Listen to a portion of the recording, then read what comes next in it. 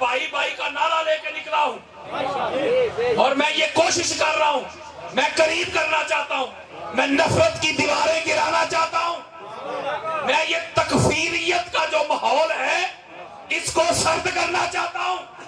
یہ جو کافر کے فتوے ہیں دیواروں پہ لکھنے سے مولوی جی کوئی بندہ کافر نہیں ہوتا، کافر وہ ہوتا ہے جسے اللہ قرآن میں کافر ہے۔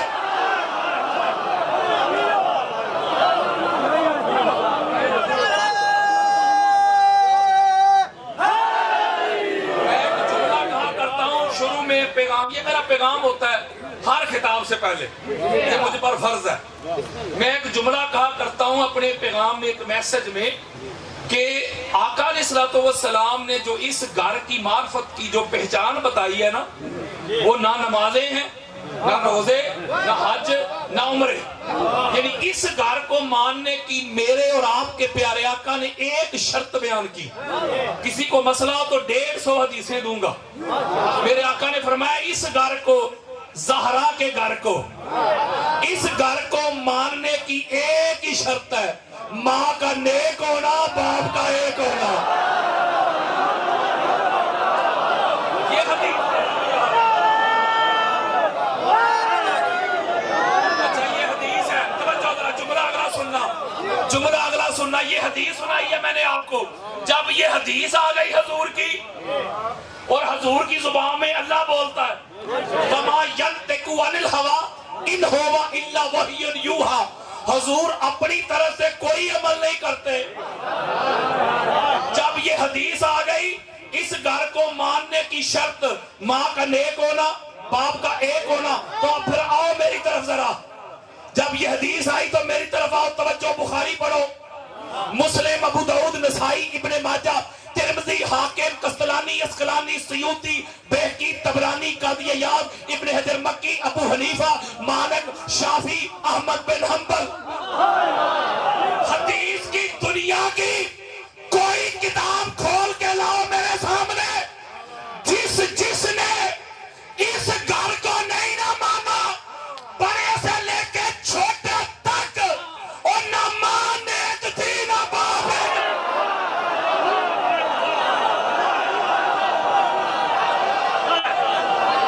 بندہ ایک تھا، اب بندہ ایک تھا، اہل بیت کا دشمن بندہ ایک تھا، بندہ ایک تھا اہل بیت کا دشمن، ولیت میں نام 4 جان تھے۔ میں اور آسان کر دیتا ہوں، وہ جو اہل بیت کا دشمن ہے نا، جو اہل بیت کا منکر ہے، اس کی سب سے بڑی پہچان حدیث ہے، یہی ہے، اور ساری زندگی پیو ہی لبدا رہا ہے۔ یزید کا ایک بیٹا تھا معاویہ بن یزید، اس کا ایک بیٹا تھا معاویہ بن یزید۔ کوئی بھی کتاب پڑھیں، میں وقت بچانا چاہتا ہوں ریفرنسز سے، جو لوگ مجھے جانتے ہیں ان کو پتہ ہے حوالوں کی کمی نہیں، بڑی خاص بات۔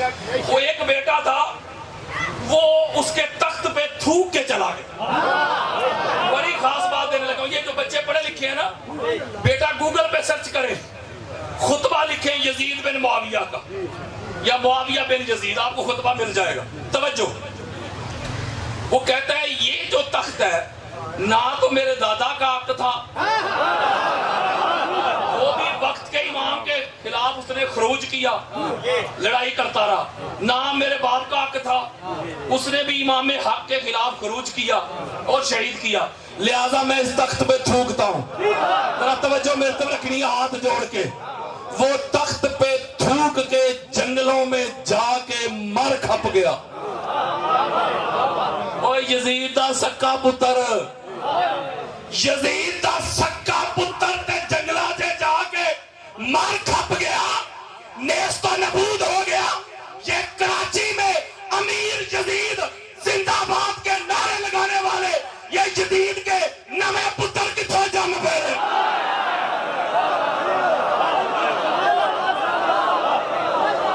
یہ جس سیاست کے نعرے لگاتے ہیں، جس سیاست کو زندہ باد کہتے ہو، جس سیاست میں صحابہ کرام کو شہید کیا جائے، جس سیاست میں محمد بن نبی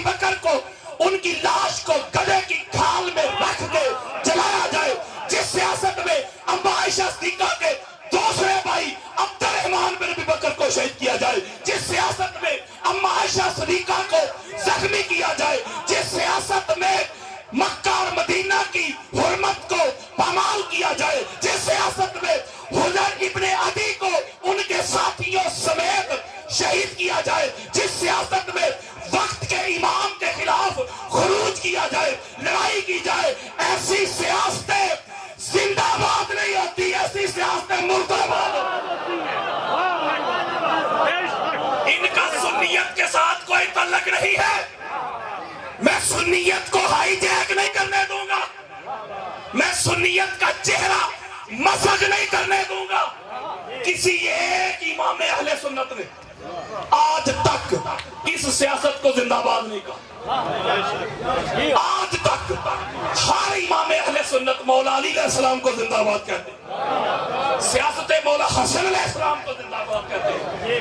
یہ نہ سنی ہے، ان کا نہ سنیت کے ساتھ کوئی تعلق ہے، میرے خیال میں ان کا پاکستان کے ساتھ بھی کوئی تعلق نہیں۔ یہ فتنہ فساد پیدا کرنا چاہتے ہیں۔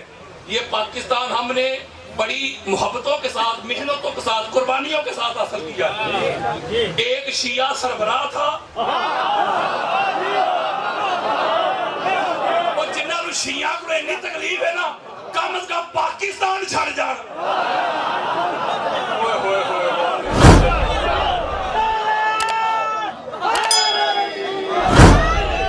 ایک شیعہ کی سربراہی میں اہل سنت بھی ساتھ، دیوبند بھی ساتھ، اہل حدیث بھی ساتھ، سارے ملے، مقصد حاصل ہوا کہ نہیں؟ بولو یار، مقصد حاصل ہوا۔ اس کا مطلب ہے آج بھی ملیں گے تو مقصد حاصل ہوگا۔ جو دور کرتا ہے وہ نہ اس ملک کا خیر خواہ ہے، یہ صحابہ کرام کی آڑ میں یہ صحابہ کے خیر خواہ نہیں ہے۔ کبھی دیکھا ہے آپ نے ان کو عمار ابن یاسر کے نام پہ مدارس کا اعلان کرتے ہوئے؟ جی، مساجد کا اعلان کرتے ہوئے، بچوں کے نام رکھتے ہوئے؟ نہ ان کو بزرگ غفاری نظر آتے ہیں، نہ حذیفہ بن یمان نظر آتے ہیں، نہ عمار ابن یاسر نظر آتے ہیں، نہ جابر بن عبداللہ انصاری نظر آتے ہیں، نہ حضرت مقداد نظر آتے ہیں، نہ حضرت بلال نظر آتے ہیں، نہ سلمان فارسی نظر آتے ہیں، نہ میثم تمار نظر آتے ہیں، نہ حجر ابن عدی نظر آتے ہیں۔ یہ صحابہ ان کو اس لیے نظر نہیں آتے، مصطفیٰ کے صحابہ تھے، مرتضیٰ کے غلام تھے۔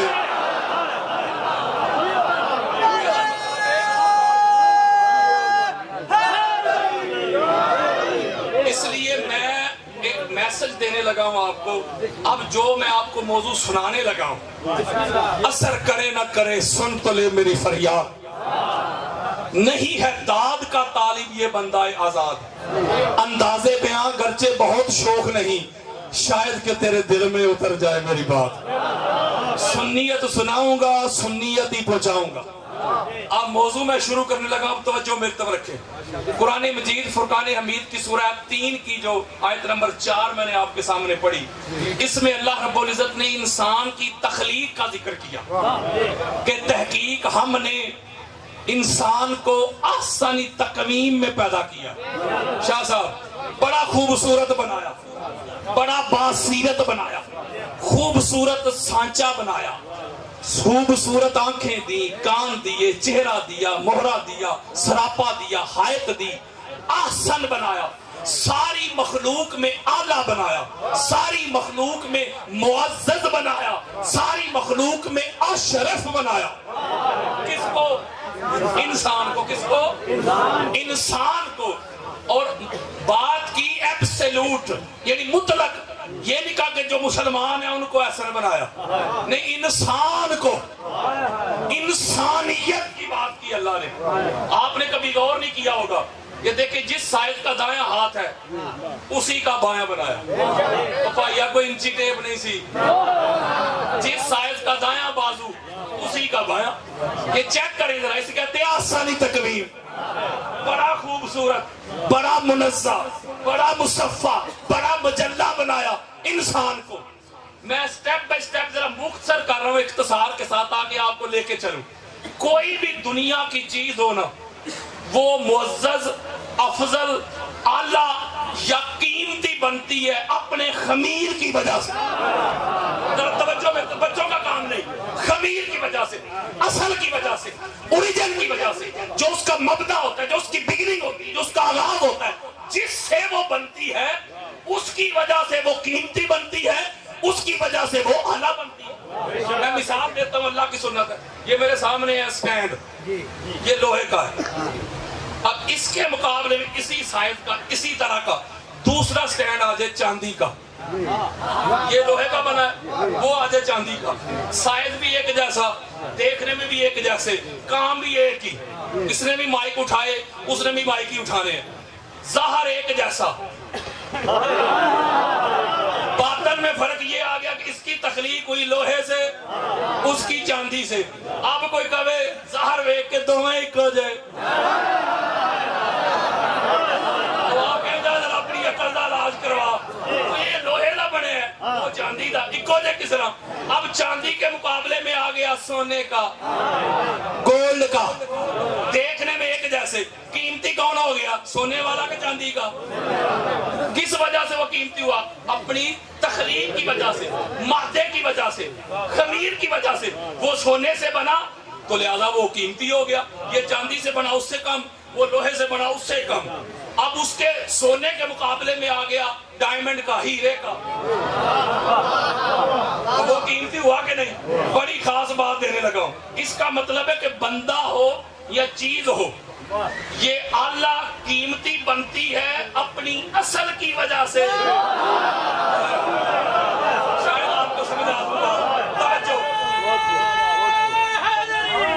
جب یہ بات ہم سمجھ گئے کہ کوئی چیز اعلیٰ عرفہ قیمتی منظم مصفہ بنتی ہے اپنے خمیر کی وجہ سے، اصل کی وجہ سے، اب ہم سارے مل کر اللہ کی بارگاہ میں عرض کرتے ہیں، مولا یہ جو انسان تو جس کی بڑی تعریفیں کر رہا ہے، تو نے بڑا اصل بنایا، بڑا اعلیٰ بنایا، بڑا معزز بنایا، بڑا اشرف بنایا، بتا تو صحیح یہ انسان تو نے بنایا کس سے؟ ذرا انسان کا خمیر تو بتا، انسان کی اصل تو بتا، اوریجن تو بتا، مبدا تو بتا، بتا تو صحیح یہ بنا کس عناصر سے؟ اللہ نے جملے بھی نہیں بدلے، اللہ نے کہا یہ جو میں نے احسن تکوین بنایا نا، آؤ پھر بتاؤ کس سے بنایا؟ جی مولا، فرمایا وَلَقَدْ خَلَقْنَا الْإِنسَانَ مِنْ صَلْصَالٍ مِنْ حَمَإٍ مَسْنُونٍ۔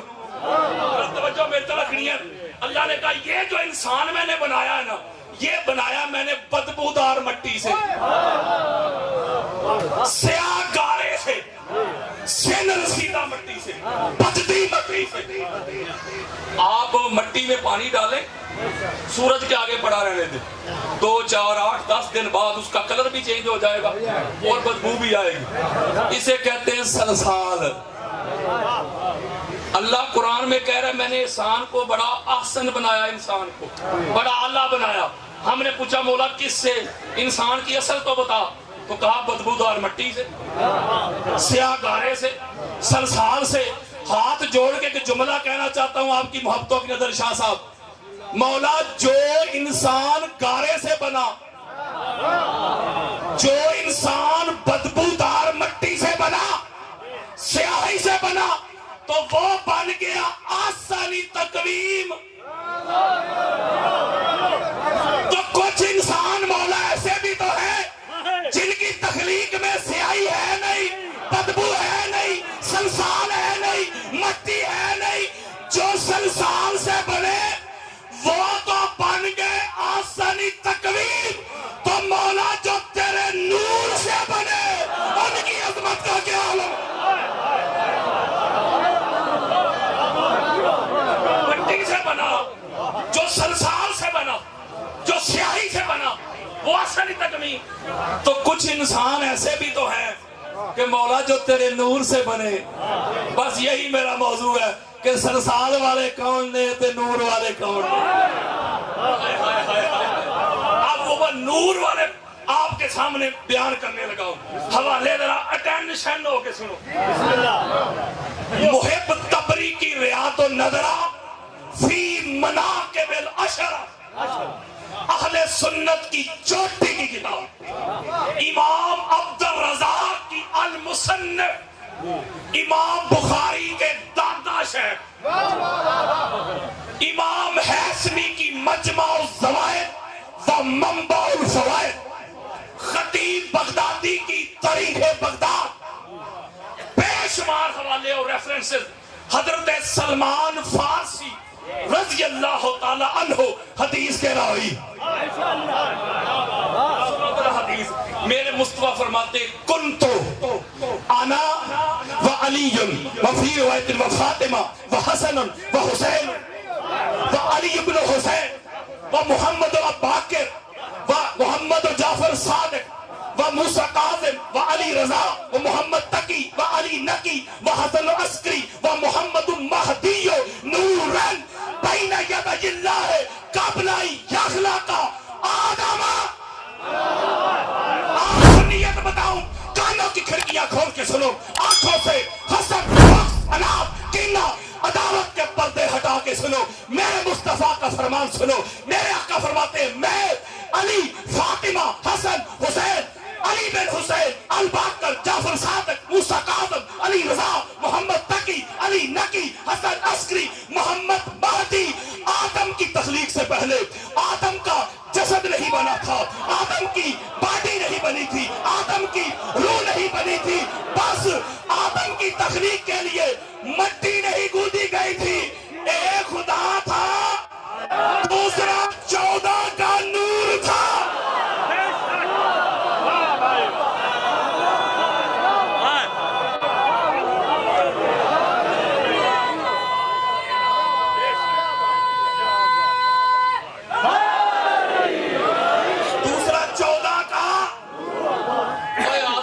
کل دی گل ہے، حضور فرماتے آدم کی تخلیق سے پہلے آدم کی ابھی روح نہیں بنی تھی، ایک خدا تھا، دوسرا 14 کا نور تھا۔ ہوئے ہوئے ہوئے نہیں سمجھے گا، نور والے اور سلسال والے پتا چلے جیڑا 14 دے وچوں ہے نا، وہ جیڑا 14 دے وچوں ہی نا مولوی، او نور والا ہی تے باقی سارے سلسال والے نہیں۔ تے نور والے دا اللہ دا واسطہ ہی مقابلہ کرنے تے علی دا تے فاطمہ تو زہرا دا کر، وہ کمپیریزن کرنے تے مولا حسن دا تے مولا حسین دا کر، کمپیریزن انہاں دے کندے ہی